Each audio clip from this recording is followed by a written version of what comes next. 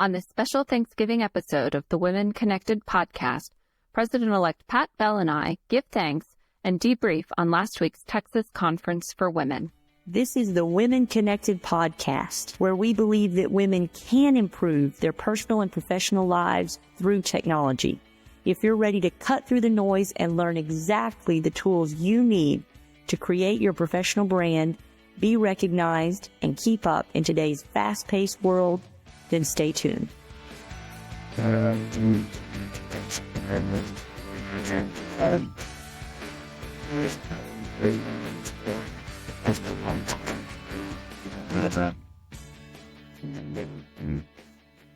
Welcome to the Women Connected podcast. I'm your host, Lisa Goodgame, Program Director at TBW, where we believe that women can improve their personal and professional lives through technology. Don't forget to check our website for the show notes for all of our podcast episodes. Just go to tbwconnect.com/listen. If you're enjoying this podcast series, please take a moment and rate and review the podcast on iTunes. We appreciate your support. If you want more great content from TBW, you can like our Facebook page and follow us on Twitter. But even better, you can join TBW for just $52 a year and get access to members-only resources and events. Visit tbwconnect.com/join for more information. Today I'm talking with Pat Bell, TBW's president-elect, about last week's Texas Conference for Women that took place here in Austin. There were over 5,000 women from all over Texas attending the conference, and it was a really incredible and exciting and inspirational day. So, Pat, I just wanted to start off by asking you, why did you want to go to the conference and what did you hope to get out of it? Well, thank you, Lisa. I really didn't have an idea of what to expect. This was my first conference. I knew that it was well attended, but I really went with high expectations and very piqued curiosity. I really had three hats on. I went from a personal standpoint as a woman just to hear the great diversity of speakers. And then I went with my business hat on to make sure that I could figure out what to do to become more strategic and more successful with my own consulting business. And then the third hat was being a part of the board for TBW, making sure that we understand what's important to women today. And do you feel that you accomplished something in all three areas that you were hoping to? Absolutely. I walked away with so much homework, and I feel like I just barely scratched the surface hearing the speakers, but I was able to walk away with a lot of great to-dos. Was this the first time you had been to the conference? Yes, it absolutely was. I had heard about it a lot of times, but this was the first time that I, actually participated. I think I should mention for our listeners that TBW was a supporting organization of the Texas Conference for Women this year. And that gave us the opportunity to have a booth at the conference that you and I both had the pleasure of staffing. And in the course of the day, we talked to hundreds of women about TBW, about our mission and our goals. What was that like for you? Well, that was an electrifying experience for me, Lisa. Having an HR background, I participated in many job fairs, and I'm not the one to sit behind. I stand out in front, and I try to talk to as many people as possible. And when women, anywhere from high school to individuals who are retired, would stop at our booth and tell us just for a second what they did, and then I was able to share our mission, they seem to really identify with the fact that we are wanting to help women through the lens of technology. And it was interesting. We either had women who said, oh, yes, I really need help in that area. Or we also talked to women who were in the technology field who recognized that in order to have more women as peers, there needs to be more effort in trying to help women adapt technology and gain a sense of comfort. I really feel like I heard the same thing as well, speaking to women there. One of the things that really came out of conversations for me was the sense that there really need to be more opportunities, or we need to help women find the opportunities to improve their skills, to improve their knowledge, to help them create a better, set of skills when it comes to technology in the workplace. that was a message that I just kept hearing over and over throughout the day. Absolutely. Lisa, I met women from the Dell Corporation, from various state organizations, as well as small and medium-sized businesses. And there were many women who were willing to share their stories. And that's the beauty of being at our TBW events. We truly provide that safe environment for women to ask questions that many times we won't ask in the workplace, but we can ask those questions and understand the why behind the what with technology and how to utilize it in a way to really maximize the functionality. And I think that makes individuals who are already in the technology field feel like they are truly giving back, because they're kind of allowing you to peek behind the curtain, if you will, and understand that they too can be a part of technology. Okay, so let's turn to some of the sessions that we had an opportunity to go to during the day.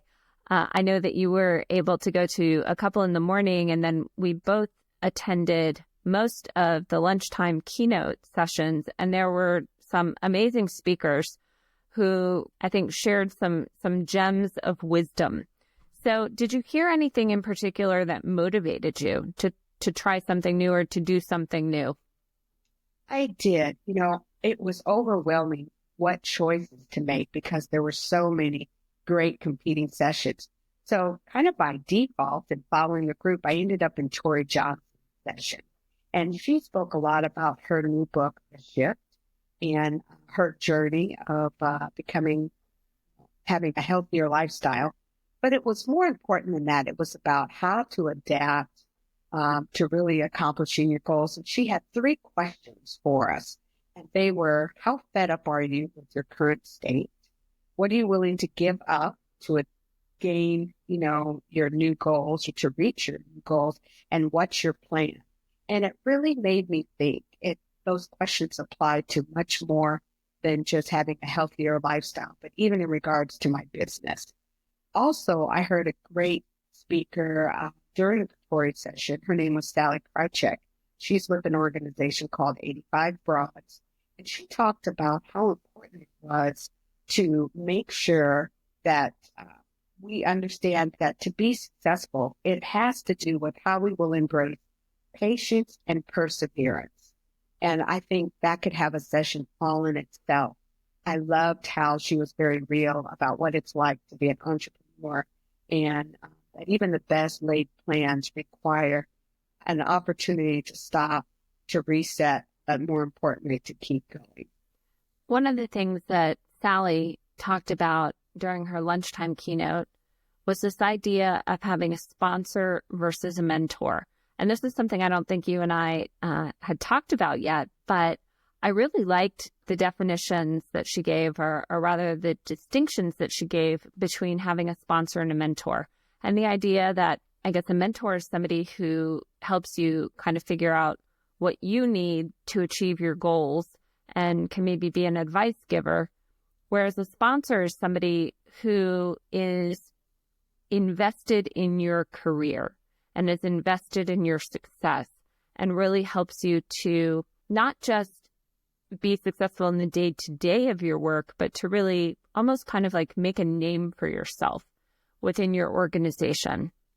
And she talked about her 2 very high-profile firings, and how she had been fired on the front page of the Wall Street Journal twice, and how in her second role, which I think was when she was at Bank of America and Merrill Lynch, she had done this amazing job to really turn around the business, and then was fired.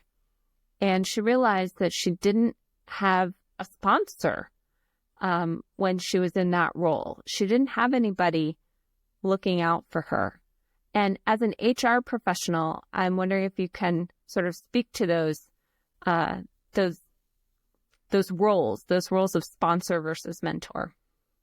Thank you, Lisa. That was an awesome point. And I think it's truly a message that we need to develop more for our TBW members. But I think she's exactly right. Mentorship is about helping you become a better skilled individual. And it's a very internal benefit. It's a very introspective process. Whereas a sponsor, to me, is really when you have business partners throughout your company. So this is speaking from the perspective of being an employee. And when you look for business partners, strategic business partners, they know the value that you offer to the company. And when the senior leadership team is meeting and they're determining who stays and who goes, your sponsor says, oh no, we're keeping this person for these reasons. It's not because they're being benevolent. It's not because they like you. It's because you have demonstrated exactly how you can get results and benefit the company. And I definitely had to think about times in my own career where I've had individuals who, they kind of show you the ropes within the company, and then individuals that I have worked for, more senior level individuals. And when they were in those critical meetings, they did lobby on my behalf, and they made sure to find another opportunity for me instead of allowing me to just be another individual that was laid off at the time. So they're two very distinctive roles, and we as women focus a lot on being mentored, but I think it's critical to make sure we're looking for sponsors or internal champions to make sure that they're speaking on our behalf. So that makes me think about something that you and I were discussing right before we started recording this call, and that's the idea of personal brand. And it's something that really came up a lot at this conference. It came up in so many side conversations, and it seemed like it was actually a really big topic in a number of sessions. And of course, we're thinking about our December 7th workshop that you and I will be facilitating on the concept of personal brand and how to both improve and really create a personal brand. But this idea of sponsorship, I think, is really tied into that, because if you don't have a solid brand in your workplace, when that leadership is meeting to decide, what's going to happen, heaven forbid if there's a layoff coming or something like that, your brand can really make a difference in terms of whether or not you are staying or leaving. And I was wondering, what else did you hear during the course of the day about this idea of personal brand? Well, you're exactly right, Lisa. Personal branding came up in one way or another through multiple presentations. And I specifically heard Maria Finn. She's with Citrus Lane. She worked with eBay and some other large companies as a key project manager for some technology projects for those companies. And now she started her own organization. She talked about the fact that as a senior leadership team member, all leadership teams that talk about their employees know employees' brand, and it can be summarized by 2 sentences. And I thought that was just powerful. And it's true, because I remember being in meetings with, senior managers when you were deciding on who stays, who goes, or who's promoted, who's not. And they would summarize people with sentences like, they're a can-do person, or that person has a lot of personal issues. This person gets things done and they don't make excuses. So I had to stop and think about myself. What would my 2-sentence summary have been? And the other thing that they talked about is that it was really important for women as we think about innovation in the workplace, because a lot of times when you're trying to figure out who stays, it's who's willing to make smart, calculated risk, and who truly is willing to go beyond status quo to help accomplish goals. And women many times ask for permission and want things to be perfect before they're willing to suggest ideas, as opposed to men many times launch ideas first and then they perfect them later. And really there's a good balance between the two, but we as women need to be willing to step out a little more and take more risks. And that helps with our personal branding, whether it's in our work, on boards, or even in our own businesses. One of the sessions that I went to was a social media roundtable, and I thought this was actually a really great feature that the conference, or a really great set of sessions that the conference offered. While you were chatting up hundreds of lovely, smart women at our booth in the afternoon, one of the sessions I went to was on using LinkedIn. And LinkedIn is obviously probably the most important social network for business, whether you're a job seeker or you're looking for, let's say, speaking engagements or other sorts of professional roles that complement your role as an employee or as a business owner. Obviously, Facebook is fun, but it's not really the right place for making those kinds of connections and really developing those sorts of relationships. And one of the things that came out of that session was the importance of what your sort of headline, what your title is on your LinkedIn profile. And one of the things that we were talking about was this, the fact that people often put their job title. So let's say, my title is Chief Accounting Officer at whatever company. That's the identity that they place on their LinkedIn profiles, as opposed to the identity that can really impact their brand within their field and within their company. So something more like accounting leader with 20 years of experience. Maybe that's not the best example. But again, just this idea that the way that we brand ourselves and the way that we influence others to think about us can be so much more far-reaching, I think, than we ever really realized in the past. I think you're right. And Lisa, thank you for giving me one more homework assignment. I forgot all about that. And I realized as I was sitting there in the session that my own LinkedIn profile reads like an employee. And I have transitioned from an employee role to a consultant role, owning my own business. And my title says Leadership Development / HR Consultant. And then when you read through my profile, it's all the positions I've had. Well, I realized sitting there, and again, I have to thank you so much for reminding me of this. I need to change that to help people when they go to my LinkedIn profile to look at me as a thought leader in the leadership development industry. And so absolutely the way that we portray ourselves is the way people see us. And I want to raise that level of expectation regarding my expertise. And so I need to change how I am presenting myself. So it can be something that simple. I absolutely have found LinkedIn to be a critical key for me being able to make business connections for future engagements. And that was just another great reminder that I need to spend some time getting mine up to speed. Yeah, I think what I really took away from that session was that we're so much more than our resume. Yeah. And I think traditionally, if you can even say traditionally, I don't know how many years LinkedIn has been around, but it hasn't been that long. But I think many of us have thought of LinkedIn, and I focus on that simply because it is the primary business-related social network. But I think so many of us have thought of LinkedIn as a place to have our electronic resume. And in fact, there are a number of employment, what's the word that I'm looking for? Software that companies use for employee applicants. I can't think of it exactly what the right word is, but increasingly, those interactive employment applications are asking for people to add their LinkedIn profile.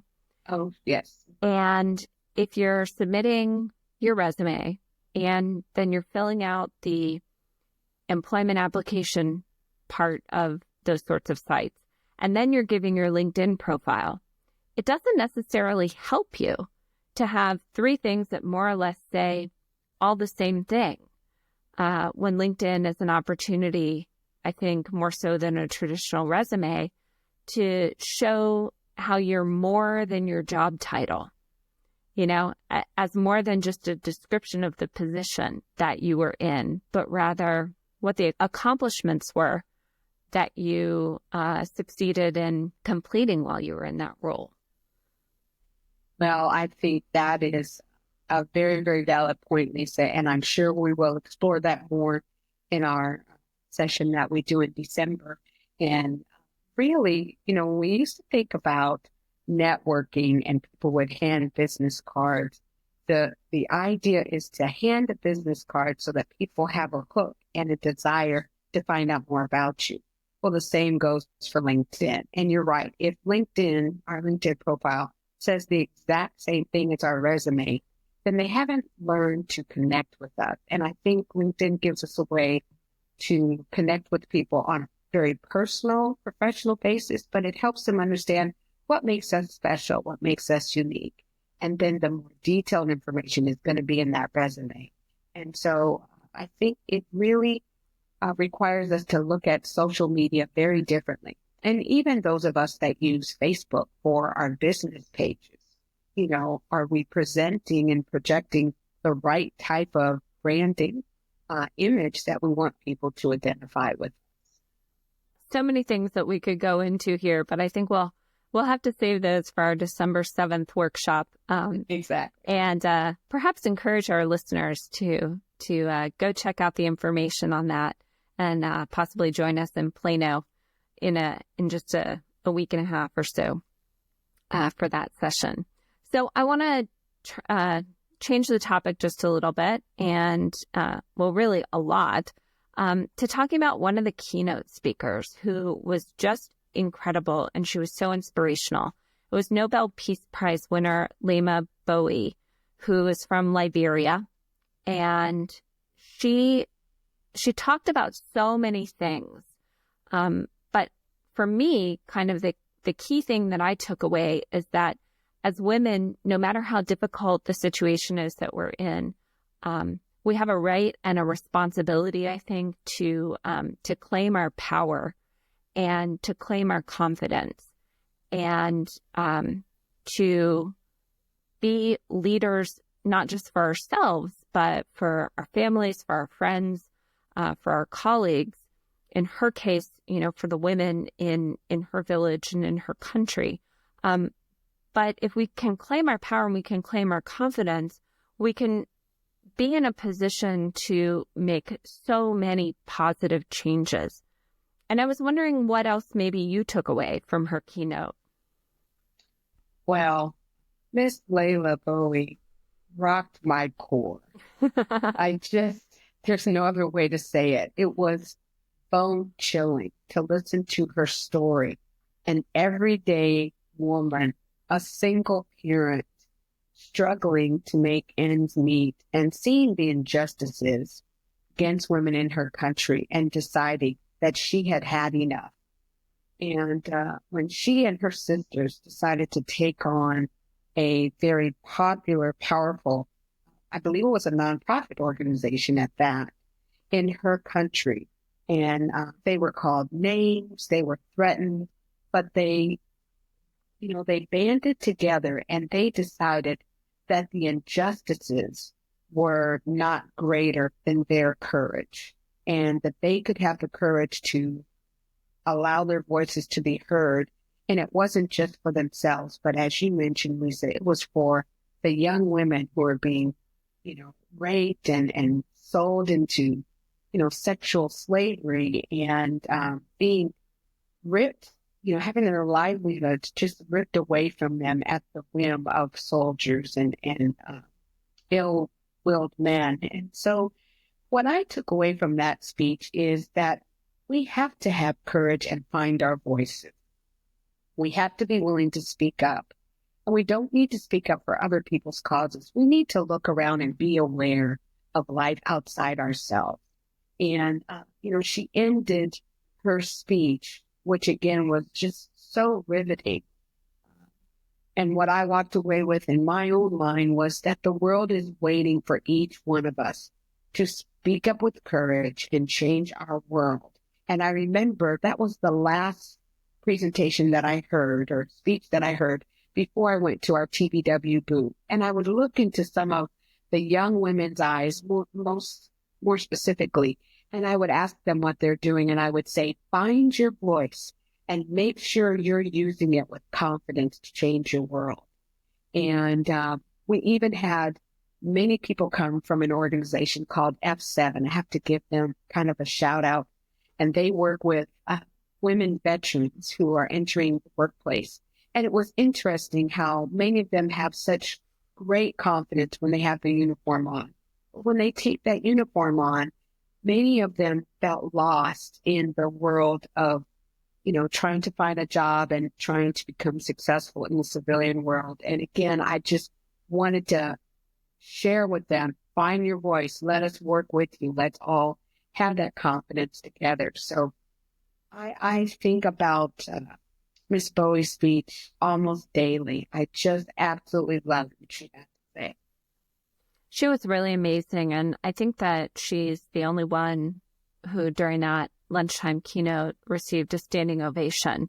Yeah. And can you just imagine how that must have felt from her side of the podium to see 6,000 women standing and cheering and clapping, really just standing with her in the work that she's doing in the world. She's just really fantastic.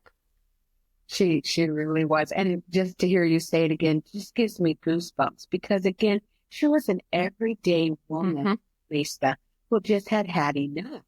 And she wasn't rich, but she had a voice and she reached out to other women who were willing to join her. And that's all it takes. Just that simple spark to make all the difference.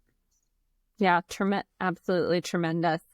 Something else I wanted to mention that I noticed especially while we were working our booth, was the Young Women's Program that the Texas Conference for Women has. And this is a program for girls who are still in high school, young women who are still in high school, to have a day at the conference.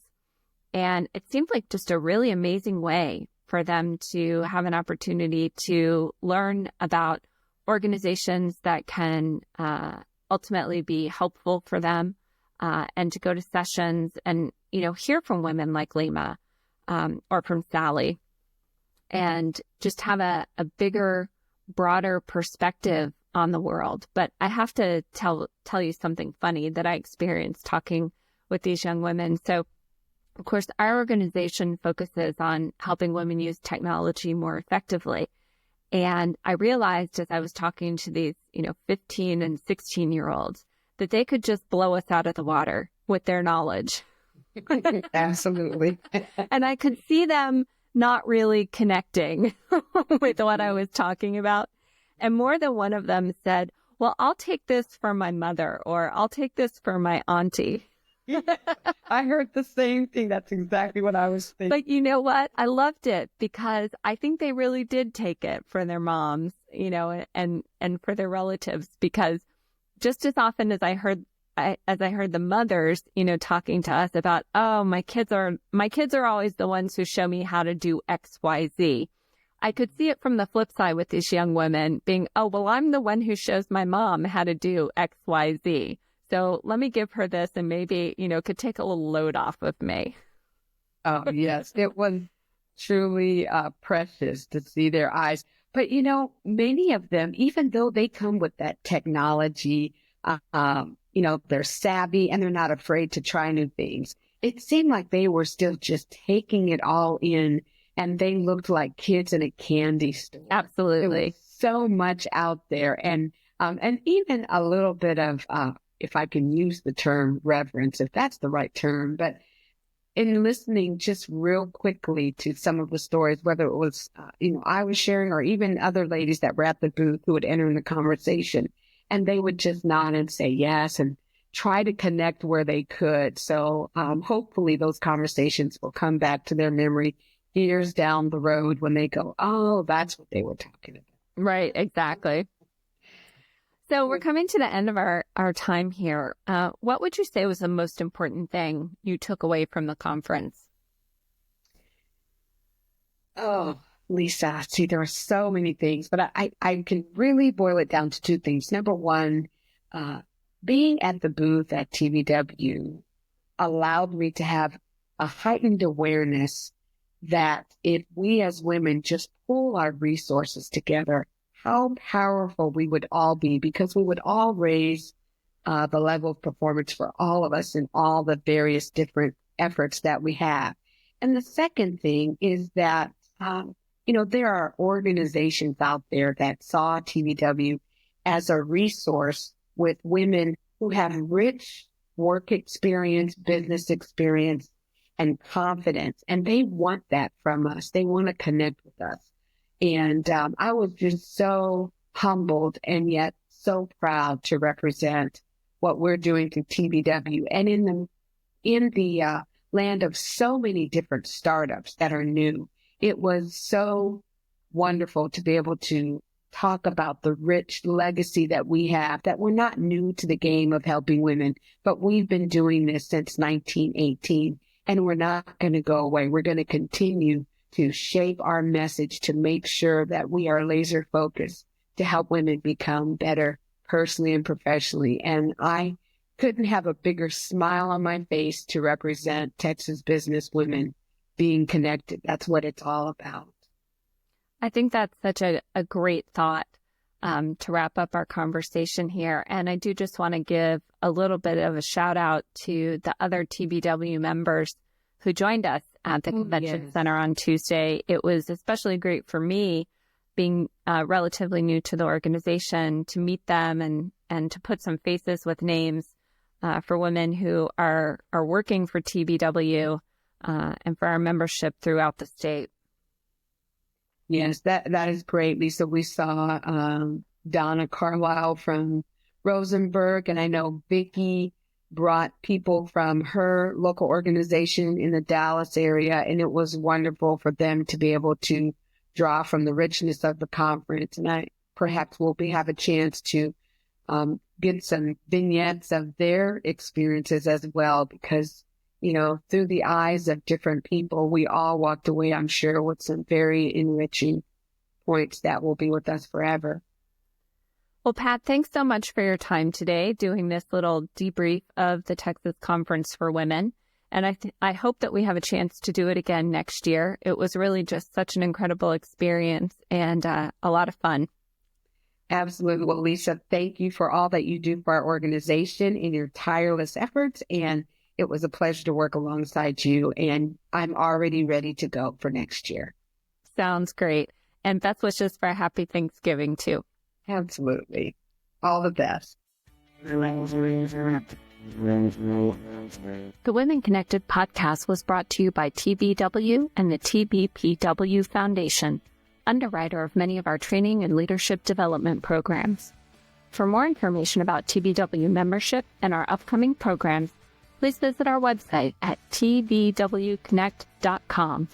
We hope you'll join us next time on Women Connected.